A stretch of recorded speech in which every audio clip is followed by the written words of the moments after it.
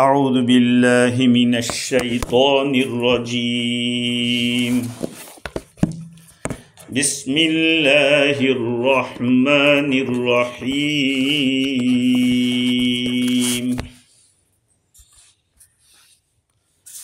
ان للمتقین مفازا حدائق واعنابا وكواعب أترابا وكأسا دهاقا لا يسمعون فيها لغوا ولا كذابا جزاء من ربك عطاء حسابا رب السماوات والأرض وما بينهما الرحمن لا يملكون منه خطابا يوم يقوم الروح والملائكة صفا لا يتكلمون إلا من أذن له الرحمن وقال صوابا صدق اللہ العظیم۔ بزرگوں، پیارے بھائیوں، اس سے پہلے جو آیتیں گزری اس میں جہنم کا تذکرہ تھا۔ ان جہنم کانت مرصادا للطاغین مآبا، جہنم طاق میں ہے، پل صراط طاق میں ہے، انتظار میں ہے سرکش لوگوں کے۔ اور آخر میں تھا فذوقوا فلن نزیدکم الا عذابا۔ حضور اکرم صلی اللہ علیہ وسلم فرماتے ہیں کہ جہنم قرآن مجید میں سب سے زیادہ ایک ڈراؤنی آیت ہے، وہ یہ ہے فذوقوا فلن نزیدکم الا عذابا۔ ہم ان کو چکھو عذاب، ہم ان کو عذاب کے لحاظ سے بڑھاتے ہی چلے جائیں گے۔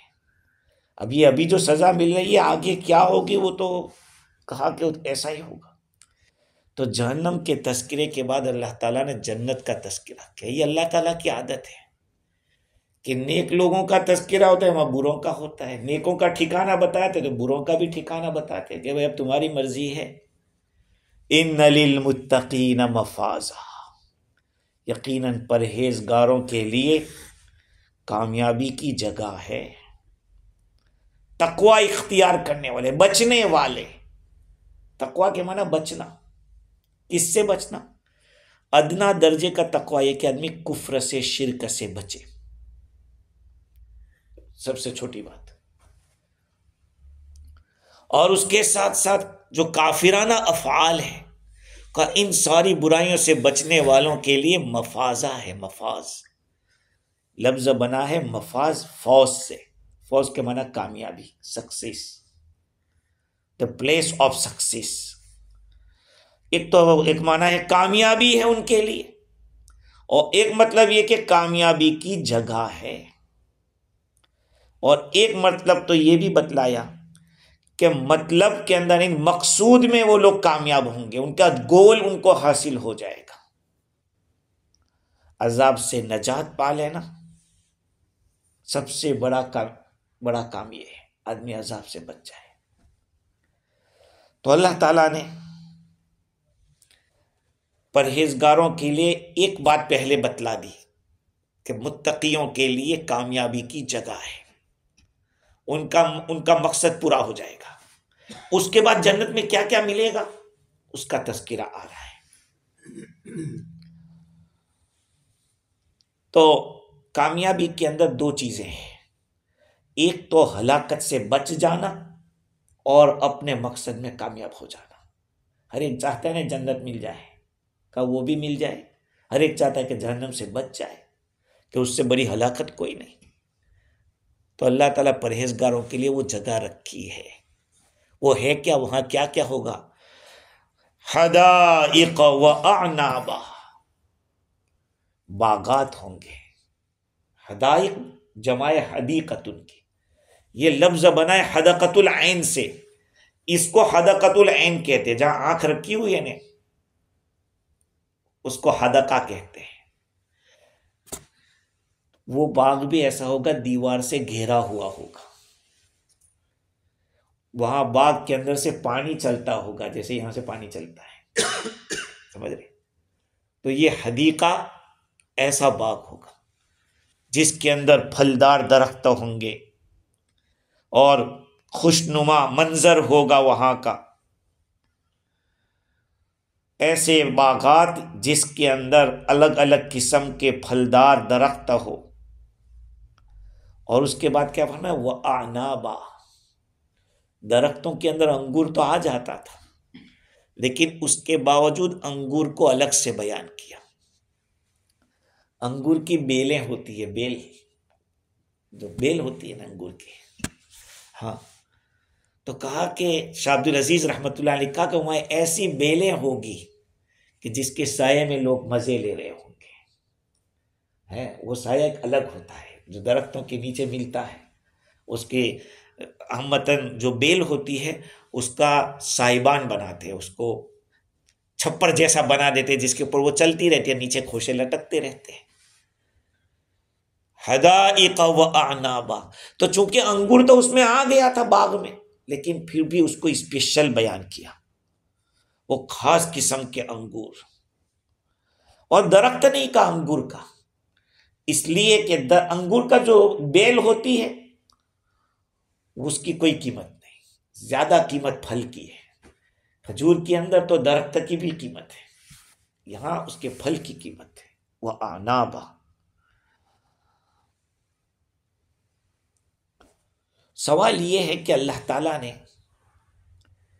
اس جگہ کے اوپر مفازن جو بتلایا کہ کامیابی یعنی جنت، یہی تو ہے. اس لیے کہ بعد میں اللہ تعالیٰ جو تشریح کر رہے ہیں وہ تو جنت سے کر رہے ہیں. تو سب سے بڑی دولت تو جہنم سے بچ جانا ہے، تو وہی کیوں نہیں بیان کیا؟ تو کہا کہ جو جنت میں جائے گا وہ اس سے بچ ہی جائے گا. ایسا ہو سکتا ہے کہ جو جنت میں نہ جاوے لیکن کامیاب نہ ہو اور جہنم سے بچ جائے. جیسے آراف جانتے ہو؟ آراف نہیں جانتے. جس کے اعمال ایکول ہوں گے، نیکیاں اور برائیاں برابر ہوگی، نہ جنت میں نہ جہنم میں، بیچ میں، لیکن وہ بھی جنت ہے. جو روزانہ مرغا مسلم کھاتا ہو اس کو اگر سوکھی بکی روٹی دی جائے تو وہ کہے گا کہ یار کیا کھانا دیا. لیکن جس کو روٹی نہ ملتی ہو اور اس کو اچھی گھی والی روٹی مل جائے تو وہ کہے گا یہی ہماری تو جنت ہے بھائی، ہے نا. تو عرب والے بھی یہی سوچیں گے کہ یہی جنت ہے، وہ مار جو کھا رہے اس سے تو اچھا ہے کہ ہم بچے ہوئے. تو کہا کہ جنت مفازہ کا جو لفظ ہے اس میں دونوں آ گئے کہ بچ بھی جائے گا اور کامیاب بھی ہو جائے گا. خیر، آگے کی جو بات ہے وَكَوَاعِبَ أَتْرَابًا، پانی آ جائے گا. دیکھو یہ ہنس رہے، اس کا ترجمہ ہی ایسا ہے وَكَوَاعِبَ أَتْرَابًا، نوجوان کنواری لڑکیاں ہوگی، ہم عمر ہوگی.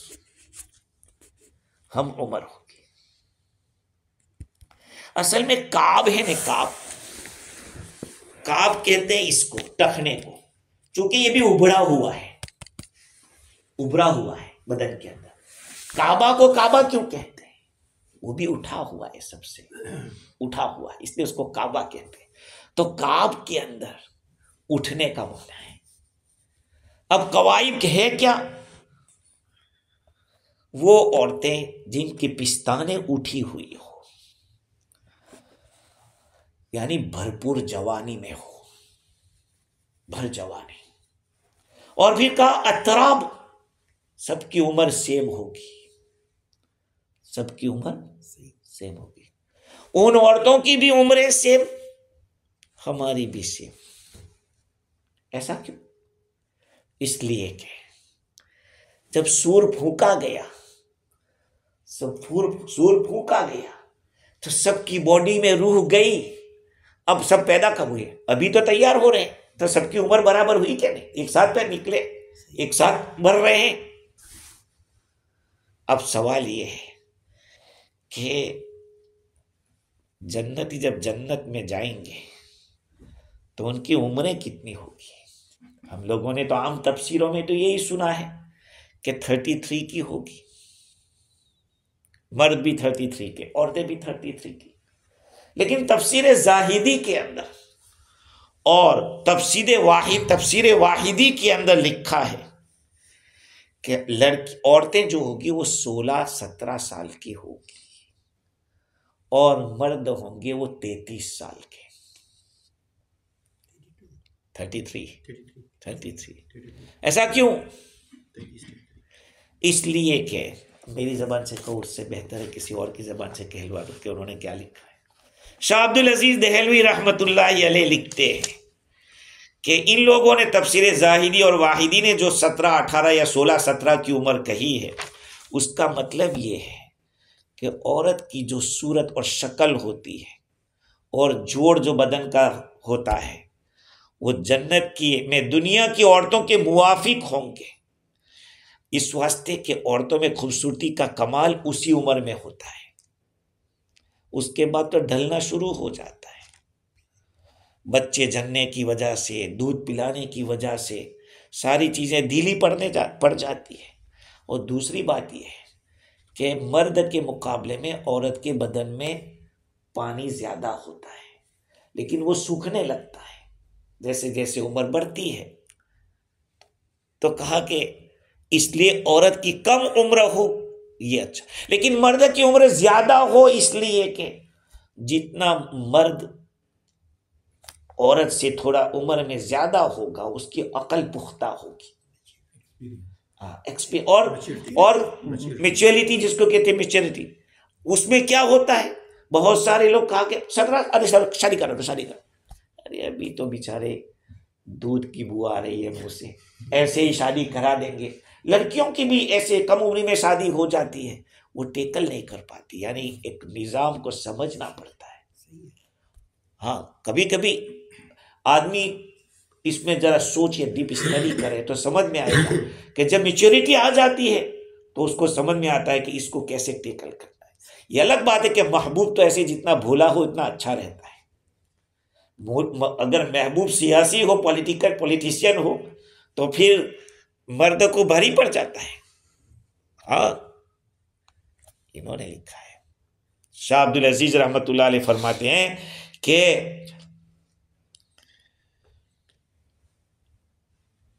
بدن کا سڈول اور خوش تختی ہونا اور سادہ پن اور ناسمجھ ہونا کہ محبوبوں اور معشوقوں میں مرغوب ہے اسی عمر میں بہت ہوتا ہے 16-17. بخلاف مردوں کے کہ کامل ہونا عقل کا، ہر کام میں آزمودہ کار ہونا مردوں میں بہتر اور پسندیدہ ہے. جیسے کہ میوہ، پھل تو پکا ہوتا ہے وہی اچھا ہوتا ہے، رسدار تو وہی ہوتا ہے. لیکن کچھ پھل ایسے بھی ہوتے ہیں جس کو کچے کھائے جاتے ہیں، جیسے کہ کھیرا اور ککڑی جو ہوتی ہے. یہ عورتیں مانند اس میوے کے ہے کہ کچا اس کا بہتر اور مزیدار ہوتا ہے پکے میوے سے، جیسے کہ ککڑی اور کھیرا. اچھا، شاہ عبد العزیز رحمت اللہ علیہ فرماتے ہیں کہ اللہ تعالیٰ نے یہاں پہ عورتوں کا تذکرہ کیا اس لیے کہ دنیا ان کے بغیر ادھوری ہے. دنیا کا نظام جو ہے عورتوں کے بغیر ادھورا ہے. اور جو سلیقہ مندی عورتوں میں ہوتی ہے وہ مردوں میں نہیں. ہر کام ترتیب کے ساتھ کرنا. ہم لوگ جب اکیلے رہتے ہیں، گھر میں فیملی نہیں ہوتی، تو ہمارے بسترے بھی ٹھکانے کے نہیں رہتے، کوئی ادھر ادھر سا. یہ عورت کی ایک سلیقہ مندی اس کے اندر ہے. تو عورتوں کا کمال یہ ہے کہ خوبصورت بھی ہو، لطافت بھی ہو، اس کے ساتھ پھر اچھی طرح رہنے کا مزہ بھی ہو، معاشرت بھی اچھی ہو. تو اگر بچپن ہوگا عورت کا تو پھر مزہ نہیں آئے گا، کمزور پڑ جائے گی شہوت. اور اگر بہت بڑی عمر والی ہوگی اس وقت تو ریٹائر ہو جائے گی، وہ کلومیٹر ختم ہو گئے ہوں گے. سمجھ رہے ہیں بات کو؟ تو اللہ تعالیٰ نے عورتوں کا تذکرہ اس لیے کیا جنت کے اندر کہ نظام دنیا اور آخرت کی لطافت جو ہے وہ جسمانی مزے سے ہے. ظاہری بات ہے جب پیٹ میں پڑا چارہ تو کودنے لگا بیچارہ ہے. کھانے پینے کی باتیں کر دی، میوے سب کھائیں گے تو جائیں گے کہاں؟ وَكَوَاعِبَ أَتْرَابًا. پتہ نہیں کیا ہوتا ہے.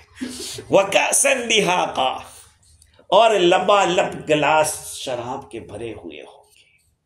قرآن مجید میں جہاں کہیں کاسن کے معنی پیالہ، ایک تو چھوٹی چھوٹی پیالیاں ہوتی ہیں سب سے پہلے ان کے پاس دیکھا چھوٹی چھوٹی پیالیاں، کہاں کہ بڑے بڑے پیالے ہوں گے وہاں جنت کے اندر. وَكَأْسًا دِهَاقًا، اور وہ کیسے لبالب بھرے ہوئے ہوں گے، فل بھرے ہوں گے. دہاقہ. تو قرآن مجید میں جہاں کہیں پیالے کا تذکرہ آیا تو وہاں پہ جنت کی شراب مراد لی گئی. دنیا کی شراب سے تو کیا ہوتا ہے، آدمی بکواس کرتا ہے، ابھی آگے آ رہا ہے اس کے اوپر. تو امام ضحاک فرماتے کل کاس فی القرآن فہو خمر. قرآن میں جہاں کہیں بھی کاس کا لفظ آوے تو شراب کیوں پلائی جائے گی؟ اس میں آدمی کو مزہ اور بڑھا جائے گا، خوشی اور بڑھانے کے لیے اللہ کی محبت بڑھے گی اس سے. شراب طہور جس کو کہتے ہیں، پاکیزہ شراب. ہاں دہاقہ، قرآن نے پیالے کو کہا کہ دہاق ہوگا. دہاق کا کیا مطلب؟ بعض علماء کہتے ہیں کہ اس کا معنی ہے لپالپ اوپر بھرا ہوا ہوگا. ابن عباس رضی اللہ تعالیٰ عنہ نے ایک بچے سے فرمایا کہ اسقنا دہاقا، تو وہ لڑکا گیا پیالہ فل بھر کے لے کے آیا. ابن عباس نے فرمایا کہ ہذا ہوا الدہاق، کا یہ ہے پورا بھرا ہوا. ایک مطلب یہ، اور ایک مطلب دہاقہ کا یہ ہے کہ کنٹینیو، ایک پورا ہوا دوسرا آ جائے گا، ایک کنٹینیو، ایک پورا ہوا دوسرا ہے. قسم دہاقہ، یہ کنٹینیو والا ترجمہ ابو ہریرہ رضی اللہ عنہ، سعید ابن جبیر اور مجاہد رحمہ اللہ کا کہنا ہے. اور تیسرا ایک ترجمہ یہ ہے وَكَأْسًا دِهَاقًا، صاف ستھری شراب والا پیالہ ہوگا. پیالہ ہاں، ہمارے دنیا کے اندر تو پتہ نہیں کیسے اللہ تعالیٰ ہم سب کو صحیح سمجھ دے کہ جو لوگ ایک ہی تھڑیے کے اندر ایک ہی قسم کی پیالیاں لے کے لوگ پیتے ہیں، اس کی پیالی وہ، اس کی پیالی وہ، اور وہ بھی غیر مسلم بھی ساتھ میں ہوتے ہیں. کوئی یعنی مطلب یہ کہ کوئی یہ نہیں رہتا آدمی کا، اور اٹھ بھاگو پیشاب کے لیے، اٹھ بھاگو پیشاب کے لیے، بس کوئی یہ نہیں رہتا. تو میں بار بار کہتا ہوں کہ نگونا یعنی جس میں 9 گناہ ہوتے ہیں، جس میں 9 گناہ ہوتے ہیں، 9 قسم کے گناہ. خیر، تو اللہ تعالیٰ فرماتے ہیں وَكَأْسًا دِهَاقًا، اس کے بعد لا يسمعون فيها لغوا ولا كذابا، وہ وہاں پر کوئی لغو بات، بیکار بات اور جھوٹی بات نہیں سنیں گے. دنیا کی شراب پی کے آدمی کیا کرتا ہے؟ گالی گلوچ کرتا ہے، الٹی سیدھی ایران کی توران کی، اس کی کھودتا ہے. ہوتا ہے نا، دنیا کی شرابوں میں یہی ہوتا ہے. آدمی پتہ نہیں یہ سوچتا کہ میں ہی بادشاہ ہوں. کیونکہ اچھا لوگ کیا سوچتے ہیں کہ شراب سے طاقت بڑھتی، شراب سے طاقت نہیں بڑھتی. یاد رکھو، شراب سے ہوتا کیا ہے، آپ کے بدن میں جو خون ہے اس کو جوش دے دیتی ہے شراب. لیکن جب وہ اترتا ہے اس کا نشہ تو اس کو پتا چلتا ہے کہ میں کہاں پڑا ہوں، گٹر میں پڑا ہوں یا کہیں نالی میں پڑا ہوں. کوئی یہ نہیں رہتا. اللہ تعالیٰ نے جنت کی شراب کے بارے میں لا يسمعون فیہا، وہ اس میں کا مطلب پیالے میں، ان کے اندر پیالہ جب پئیں گے شراب جنت کا تو وہ لوگ، ان کے اندر ایسی بات نہیں چلے گی. اس لیے کہ دنیا کے لوگ تو جو پیتے اس میں بکواس بہت کرتے، گالی بولتے ہیں اور الٹی سیدھی پرانی باتیں یاد دلا دیتے ہیں. لیکن جنت والے جب پئیں گے تو ان کی عقل بدلے گی نہیں، عقل کے اوپر پردہ نہیں پڑے گا، اس لیے لغو بات نہیں کریں گے. اور بعضوں نے کہا کہ لا يسمعون فیہا یعنی جنت کے اندر وہ لغو بات نہیں سنیں گے اور جھوٹی بات بھی نہیں سنیں گے. اصل میں کیا ہے، جنت کوئی ایسی جگہ نہیں ہے کہ جہاں بے فائدہ کوئی کام ہوتا ہو. بے فائدہ کوئی کام ہوتا ہے جس کا کوئی فائدہ نہ ہو. ہر چیز کے پیچھے کوئی نہ کوئی فائدہ. بھائی جھوٹ ہے، کوئی فائدہ نہیں جھوٹ کا، تو وہ جھوٹ چلے گا نہیں. دنیا میں آدمی جھوٹ کیوں بولتا ہے؟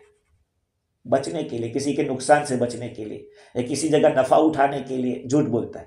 وہاں کسی کو بہشت آنجا باشد کے کارے نہ باس، آزارے نہ باشد کسے رابا کسے کارے نہ باشد. جنت وہ جگہ ہے کہ جہاں کوئی تکلیف نہیں ہوگی، کسی کو کسی سے کوئی لینا دینا نہیں ہوگا. یہ نہیں کہ ماسٹر صاحب کو کچھ اچھی چیز ملی ہے تو ہم کل یہ سوچے کہ یار اس کو اتنا اچھا ملا مجھے کیوں نہیں ملا. نہیں، ایسا نہیں ہوگا. آپ کو بھی آپ کے ذوق کے مطابق وہ چیز مل جائے گی. بعضوں کا ذوق ایسا ہوتا ہے کہ وہ گوری چٹے کو پسند کرتا ہے، تو کوئی ایسے گیہوں جیسے کو پسند کرتا ہے. بھائی ہر جگہ پہ حسن الگ الگ ہوتا ہے. کالے لوگوں میں بھی تو حسن ہوتا ہے، ان کا ماڈل جو ہوتا ہے. ہر چیز کا اللہ تعالیٰ نے ہر ایک کے ذوق کے مطابق چیز عطا فرمائی. تو وہاں یہ چیز نہیں ہوگی. وَنَزَعْنَا مَا فِي صُدُورِهِم مِّن غِلٍّ، اللہ تعالیٰ فرماتے ہیں کہ ان کے دلوں سے ہم کینہ نکال لیں گے. جنت میں جانے سے پہلے آدمی پورا کلین ہو جائے گا. وہاں کسی کو یہ نہیں ہوگا کہ اس کا اتنا زیادہ بڑا بنگلہ، اس کو اتنی بڑی جنت کی یار، مجھے حسد نہیں ہوگا وہاں پہ. خیر، لا يسمعون فیہا لغوا ولا کذابا. کذاب کے اصل معنی تو بڑا جھوٹ. تو کیا چھوٹا جھوٹ چلے گا وہاں؟ کہا کہ نہیں، بالکل جھوٹ نہیں چلے گا. یہ بتلانا چاہتے ہیں. کذاب کی دو قراتیں ہیں، ایک کذاب جیسے کتاب، اور ایک کذاب. کذاب کے معنی بڑا جھوٹ، اور کذاب کے معنی جھوٹ. تو اگر یہ مانتے ہیں کہ کذاب نہیں ہوگا یعنی بالکل جھوٹ نہیں ہوگا، لیکن اگر کذاب کہتے ہیں تو پھر وہ سوال رہتا ہے کہ یہ ایسا کیوں کہا گیا؟ کذاب بڑا جھوٹ نہیں تو کیا چھوٹا جھوٹ چلے؟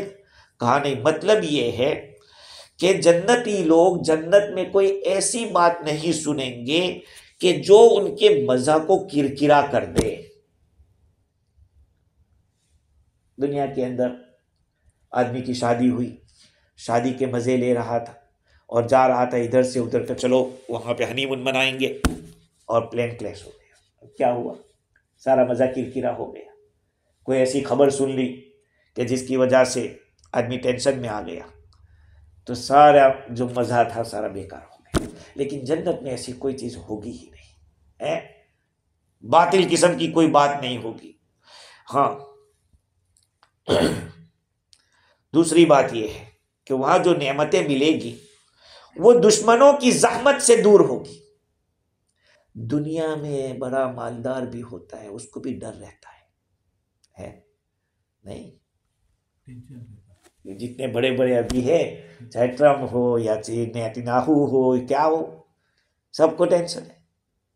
ایک حکومت پہ وہ راضی نہیں ہے تو کہا اچھا ٹھیک ہے، ٹینشن چاہتے ہو تو ٹینشن اللہ دے رہا ہے. ہاں، تو جنت کے اندر کسی سے کوئی پرابلم نہیں ہوگا. سمجھ رہے ہیں؟ مزے لٹنے کی جگہ ہے. اللہ ہم سب کو توفیق عطا فرمائے کہ ایسے اعمال کرے کہ اللہ راضی ہو جائے. خیر، لا يسمعون فیہا لغوا ولا کذابا جزاء من ربک عطاء حسابا. یہ تو تمہارے رب کی طرف سے بطور بدلے کے اور بطور بخشش کے ہوگا، بہت زیادہ ہوگا. ایک ایک لفظ دیکھو، جزاء من ربک، تیرے رب کی طرف سے بطور بدلے کے ہیں. اللہ تعالیٰ نے جب جنت کی نعمتوں کو شمار کیا تو اب اللہ تعالیٰ آخر میں بتلا رہے کہ دیکھو یہ تمہارے اعمال کا بدلہ ہے، لیکن ساتھ میں یہ بھی بتایا کہ بخشش بھی ہے اللہ کی. اب ایک چیز کیا ہے، بدلہ بھی ہو اور بخشش بھی ہو، کیسے ہو سکتا ہے؟ ہو سکتا ہے ایسا؟ آپ کو ہم نے یہ موبائل بیچا اور آپ نے کہا کہ ٹھیک ہے یہ $400 لے لو، یہ ہماری طرف سے آپ کا بدلہ بھی ہے اور آپ کو گفٹ بھی. ارے بھائی گفٹ کیسے؟ 400 لے رہا ہے کہ گفٹ کیسے ہے؟ تو اللہ تعالیٰ فرماتے کہ بھائی دونوں چیزیں. اب سوال ہوتا ہے، قرآن مجید کی ایک ایک بات کے اوپر علماء نے آواز کہ بھائی یہاں یہ سوال ہوتا ہے، اس سوال کا کیا جواب ہوگا؟ اس کا ایک جواب یہ ہے کہ دیکھو اللہ تعالیٰ کے ذمے کوئی چیز واجب نہیں ہے. وہ نبی دے، وہ مالک ہے، وہ جو چاہے کرے. آپ کی گاڑی ہے، آپ چاہو تو بیچ دو، آپ چاہو تو کسی کو ایسے ہی دے دو، آپ مالک ہے اس کے، کسی کو اعتراض کا کوئی حق نہیں ہے. تو ہم تو اللہ کے بندے ہیں، وہ ہمارا مالک ہے، اللہ کے اوپر کوئی چیز ہماری طرف سے واجب ہے، لیکن اس نے وعدہ کیا ہے کہ تم یہ عمل کر کے آؤ گے تو میں تمہیں یہ دوں گا، تم یہ کرو گے تو میں یہ دوں گا۔ باقی جو فعل ہوتا ہے، کوئی عمل، اس سے اللہ پر کوئی یہ نہیں کہ کوئی فرق پڑ جاتا ہے اس لیے وہ بدلہ دیتا ہے، لیکن اس نے وعدہ کیا ہے اس وجہ سے۔ اور ادھر کے دیکھتے ہیں کہ اللہ پر کوئی چیز ضروری نہیں ہے پھر بھی وہ دے رہا ہے، کہ یہ بخشش ہے۔ سمجھ رہے بات کو؟ ہم تو اللہ کی مخلوق ہیں، اس نے ہمیں پیدا کیا، اس نے وعدہ کیا تھا کہ اچھے کام کر کے آؤ گے تو میں دوں گا، لیکن اس کے اوپر ضروری نہیں، کوئی فورس نہیں کر سکتا کہ تو نے کیوں نہیں دیا۔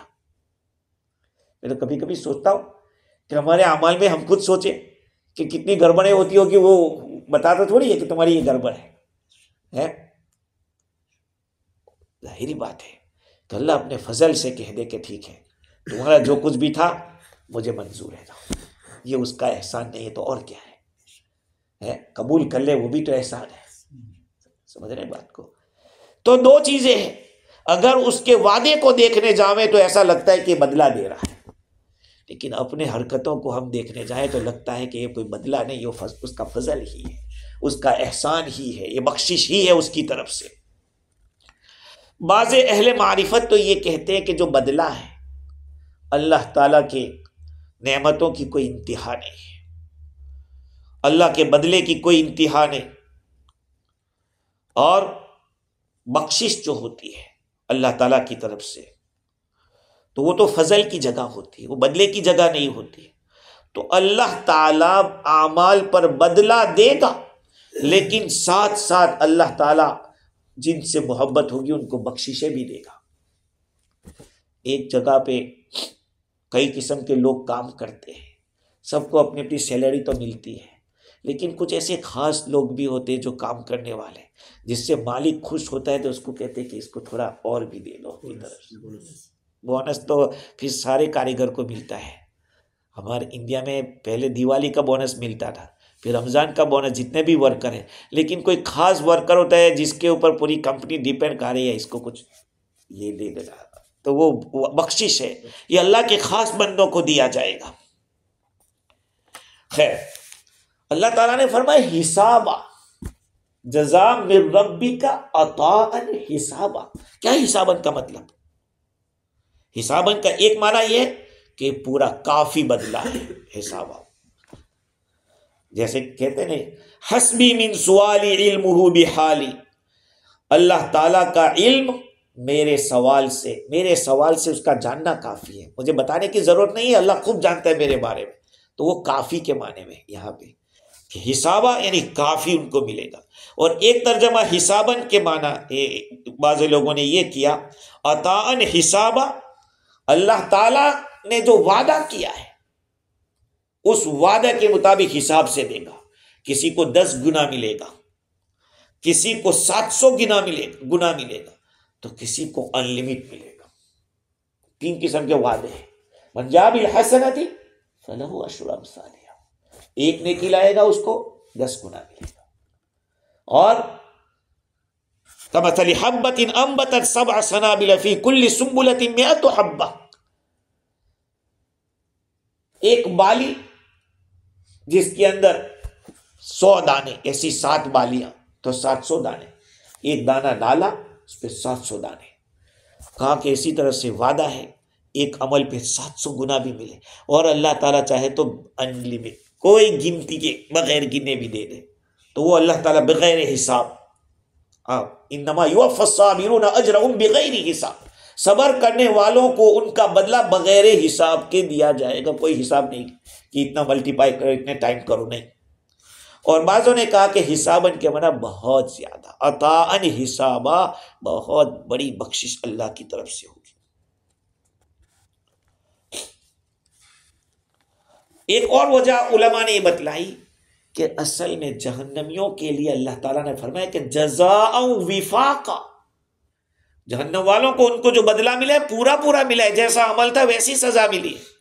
لیکن جنت والوں کے لیے اللہ تعالیٰ فرماتے ہیں کہ جزاء من ربک عطاء حسابا، یہ حساب کر کے دیا جائے گا تاکہ ان کے ثواب میں کچھ کمی نہ رہ جائے، پورا پورا حساب کر کے.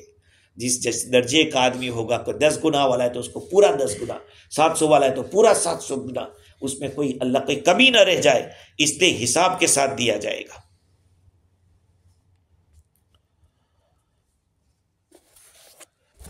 رب السماوات والارض وما بینہما الرحمن لا یملکون منہ خطابا. وہ تو آسمان و زمین کا رب ہے، ہر چیز کا خالق ہے، مالک ہے. آسمان اور زمین اور ان دونوں کے بیچ میں اب رہا کیا؟ آسمان ساتوں زمین، اور ان کے بیچ میں اب ہے کیا؟ دوسرا کچھ بچی کا ہر چیز کا وہ مالک ہے، ہر چیز کا وہ خالق ہے. رب السماوات والارض وما بینہما الرحمن لا یملکون منہ خطابا. کوئی اس سے بات کی طاقت نہیں رکھے گا، اللہ سے کچھ بات کر سکے. لا یملکون منہ خطابا، یعنی کوئی اپنی طرف سے اللہ تعالیٰ سے بات کرنا چاہے کہ اللہ ایسا کیوں، کسی کی طاقت نہیں، کوئی مالک نہیں ہوگا کہ اللہ تعالیٰ سے بات کر سکے. لا یملکون منہ خطابا. یہ لا یملکون سے کون مراد ہے؟ بعضوں نے کہا کہ اس سے مراد مشرک لوگ ہیں. مشرک لوگ بات نہیں کر سکے، کیوں مومن لوگ بات کر سکیں گے؟ ہاں، سفارش کریں گے اللہ تعالیٰ سے. نبیوں کو سفارش کا حق ہوگا، صدیقین کو ہوگا، شہداء کو ہوگا، علماء کو ہوگا، حاجی کو ہوگا، حافظ کو ہوگا. کئی لوگوں کو ایسے اللہ تعالیٰ موقع دے گا. تو کہا، بعضوں نے کہا کہ مشرکین کو بولنے کا موقع نہیں ملے گا. ایمان والے تو سفارش کریں گے اور اللہ قبول بھی فرمائیں گے. بعضوں نے کہا کہ لا یملکون سے مراد ایمان والے ہیں، کہ ایمان والے اللہ تعالیٰ سے بات کرنے کی طاقت نہیں رکھیں گے. کیوں نہیں رکھیں گے؟ کیونکہ اللہ تعالیٰ نے جو کچھ بھی دیا ہے وہ اس کے انصاف سے اس نے دیا ہے. کفار کو اگر سزا بھی دی ہے تو وہ سزا بھی انصاف کے پیش نظر دی. مومنوں کو جو ثواب بھی ملا ہے وہ اس کے عدل سے دیا ہے. اب کس سبب سے خطاب کی ضرورت پڑے بھائی؟ کیوں بات کرنے کی کیا ضرورت ہے؟ یہ ان کی بات ہے، قاضی کی طرف سے بیان کیا ہے راضی نے. اور بعض لوگ کہتے ہیں کہ بھائی زمین و آسمان والوں میں سے کوئی بھی بات نہیں کر سکے گا، کوئی بھی، اس لیے کہ مخلوق میں سے کوئی بھی اس طرح کا طاقت نہیں رکھتا کہ اللہ سے بول سکے، بات کر سکے. اور جو سفارش ہوگی وہ بھی اللہ تعالیٰ کی اجازت سے، بغیر اجازت کے تو وہ بھی نہیں. اب سوال یہ ہے کہ مخلوق میں سے کیوں کوئی اللہ سے بات نہیں کر سکے گا؟ کیوں نہیں کر سکے گا؟ آخر وجہ کیا ہے؟ اس لیے کہ وہ مالک ہے اور ہم مملوک ہیں، اور مملوک مالک کے سامنے چوں نہیں کر سکتا، کچھ بھی نہیں بول سکتا. ایک جواب یہ ہے. اور دوسرا جواب یہ ہے کہ بندے کو اگر بولنے کا حق دے دیا جائے تو کیا ہوگا؟ بندے کا اللہ پر کوئی حق نہیں ہے، کوئی حق نہیں ہے. اگر وہ حق دے دے تو کیا مطلب؟ کچھ بولنے تو یہ تو برائی ہوگی. جیسے ہمارے صدر صاحب نے جو اعلان کیا تھا کہ بھائی جس کو سجیشن دینا ہو تو کوئی اچھی طریقے سے دے، لیکن کوئی ایسی بات جس سے حوصلے ٹوٹ جاتے ہو، نیگیٹو جس کو کہتے ہیں، تو یہ تو برائی کی بات ہے. تو اس لیے نہیں یہ کام کیا جاتا کہ بھائی برائی کرو، اس لیے کیا جاتا ہے کہ اس کو بڑھاؤ. سمجھ رہے بات کو؟ تو اللہ سبحانہ و تعالیٰ کے سامنے بندے کا کوئی استحقاق نہیں ہے، کوئی حق نہیں ہے. تو اگر حق دے دیا جائے بندے کو، کہا تو کچھ کر سکتا ہے، تو یہ تو بہت کمی کی بات ہے. اللہ تعالیٰ کی شان میں کون کمی کر سکتا ہے؟ یہ تو نقص کی بات ہے. اور اگر کوئی تعریف کرتا ہے تو کیا اللہ تعالیٰ دوسرے کی تعریف سے کامل ہوگا؟ وہ تو پہلے سے اس کو کوئی بنانے والا نہیں، اس نے ساری دنیا بنائی، اس کا کمال خود کا ہے. ہمارے پاس جو کچھ بھی وہ اس کا دیا ہوا ہے، تو پھر ہم کیا کچھ کر سکتے ہیں؟ اور دوسری بات ہے کہ اللہ تعالیٰ بری چیز کی برائی کو جانتا ہے، اور انہ عالم بقبح القبیح عالم بکونی غنیا، اللہ تعالیٰ بے نیاز ہے، اس کو کسی کی تعریف کی بھی ضرورت نہیں اور کسی کی ضرورت نہیں ہے. اگر اللہ ایسا ہے تو کبھی برائی تو کرے گا نہیں، اور جب اس طرح سے ہے تو اب کسی کو اللہ تعالیٰ سے کسی چیز کے مطالبہ کا حق نہیں ہوگا، اور یہ نہیں کہہ سکتا کہ آپ نے یہ کیوں کیا تھا۔ خیر یہ بہت گہری بات ہے، اس کو چھوڑ دو، کہ بات اتنا سمجھو کہ بندے کو حق نہیں ہوگا کہ اللہ تعالیٰ سے کچھ یہ کہہ سکے آپ نے ایسا کیوں کیا تھا، ایسا کیوں کیا تھا۔ رب السماوات والارض وما بینہما الرحمن لا یملکون منہ خطابا یوم یقوم الروح والملائکۃ صفا لا یتکلمون الا من اذن له الرحمن وقال صواب۔ اس دن کو یاد کرو جب بات یہاں پر پہنچی کہ اللہ تعالیٰ سے کوئی بات نہیں کر سکے گا، یا اللہ تعالیٰ سے کوئی بندہ مطالبہ کسی چیز کا نہیں کر سکے گا، اس کی اور تائید کے ساتھ کہہ رہے بندہ کیا، فرشتے بھی نہیں کر سکتے، فرشتے بھی نہیں بات کر سکتے۔ یوم یقوم الروح والملائکۃ صفا، اس دن کو یاد کرو جس دن روح کھڑے ہوں گے۔ روح سے کون مراد ہے؟ ایک قول تو جبرائیل علیہ السلام کا ہے، لیکن اس میں تقریباً 6 قول نقل کیے ہیں تفسیر کبیر میں۔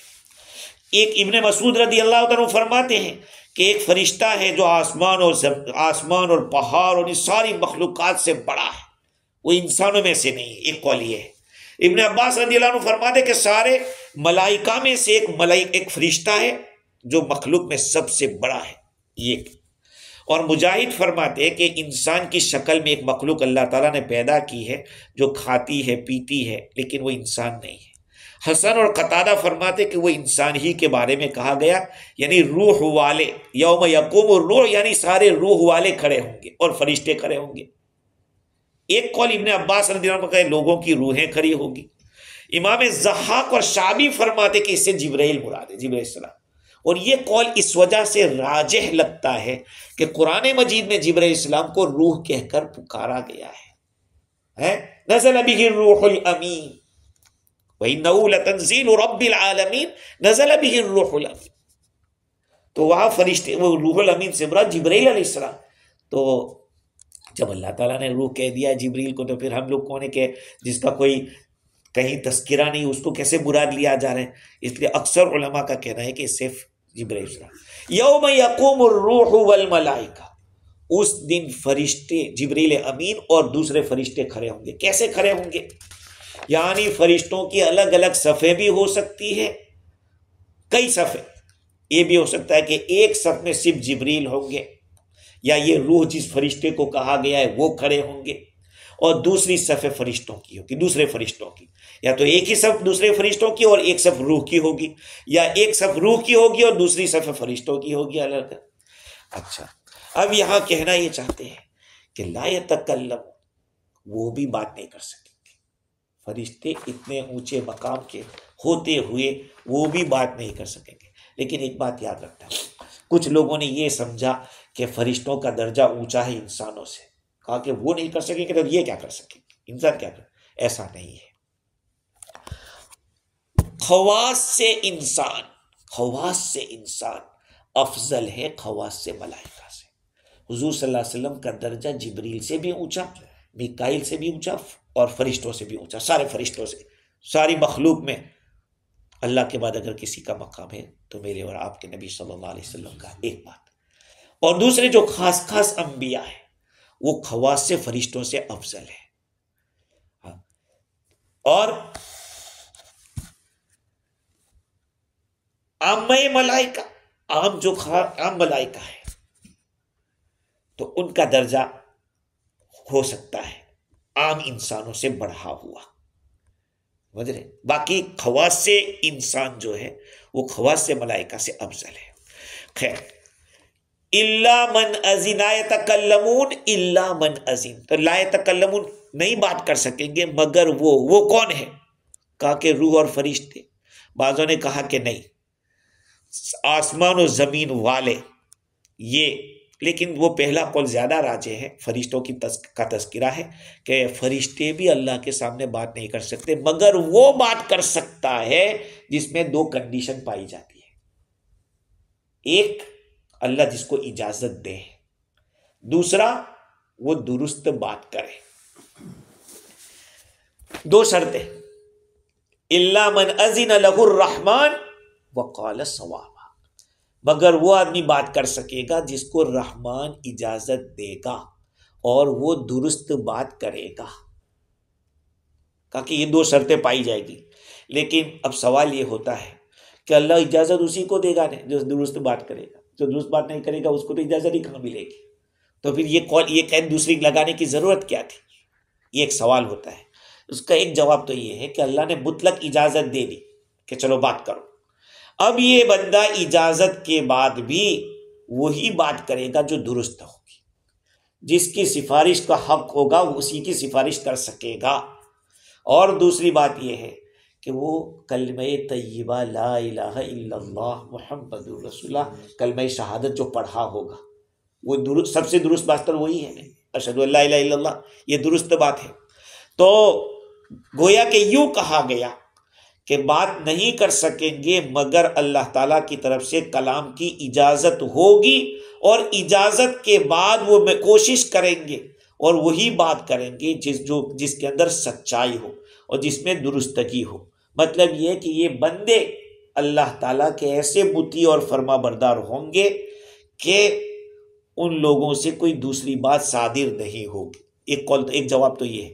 دوسرا جواب یہ ہے کہ اصل مطلب یہ کہ لا یتکلمون الا فی حق، وہ لوگ بات نہیں کریں گے مگر حق کی. اب حق کی بات یعنی کسی آدمی کے بارے میں سفارش کرنا، اللہ تعالیٰ سے کہنا کہ یا اللہ اس کو بخش دے. اور کس کے لیے وہ کہے گا؟ جس نے درست بات، کلمہ پڑھا ہوگا اس کی سفارش ہوگی، جو کلمہ نہیں پڑھا ہوگا اس کی سفارش نہیں ہوگی. آپ لوگوں نے جنت کی کیاری کے اوپر آپ نے پڑھا، ایک حدیث لکھی ہوئی ہے کہ حضور کی سفارش ایمان والوں کے لیے اگرچہ گناہ گار ہوگا، اہل الکبائر کا، اللہ کے رسول کی شفاعت ان لوگوں کو نصیب ہوگی ایمان والے ہوں گے، چاہے گناہ ہوئے ہوں گے، کبیرہ گناہ بھی ہوئے ہوں گے، لیکن نبی کی سفارش ان کو ملے گی. جس کے پاس ایمان نہیں اس کو کوئی، اس لیے کہ اس نے ثواب کہا ہی نہیں، اشہدو ان لا الہ الا اللہ جو صحیح بات ہے وہ کہی نہیں. تو یہ 2 شرطیں ہیں، یا تو جس کے لیے سفارش کی جاتی ہے اس نے کلمہ پڑھا ہو تو اس کو فائدہ ہوگا، جو سفارش کرنے والا ہے اس کا خود کا بھی کلمہ ہونا ضروری ہے. تو لا یتکلمون الا من اذن له الرحمن، نہیں بات کر سکیں گے مگر وہ جس کو اللہ اجازت دے اور وہ درست بات کرے. اب آگے اللہ تعالیٰ فرماتے ہیں کہ یوم وقال صواب ذلک اليوم الحق، وہ حق دن ہے قیامت کا. فمن شاء اتخذ الی ربہ مآبا، اب جو چاہے اپنے رب کے ساتھ اپنا ٹھکانہ بنا دے. آگے انشاءاللہ آئندہ اس کی گفتگو کو پورا کریں گے. اللہ تعالیٰ مجھے بھی اور آپ کو بھی قرآن مجید سے وابستہ رکھے، موت تک اللہ تعالیٰ قرآن کی خدمت کرنے کی توفیق دے، قرآن سے عشق کرنے کی، اس کی تلاوت کی اور اس کے اوپر عمل کی، غور و فکر کرنے کی، سمجھنے کی توفیق عطا فرمائے. وآخر دعوانا الحمد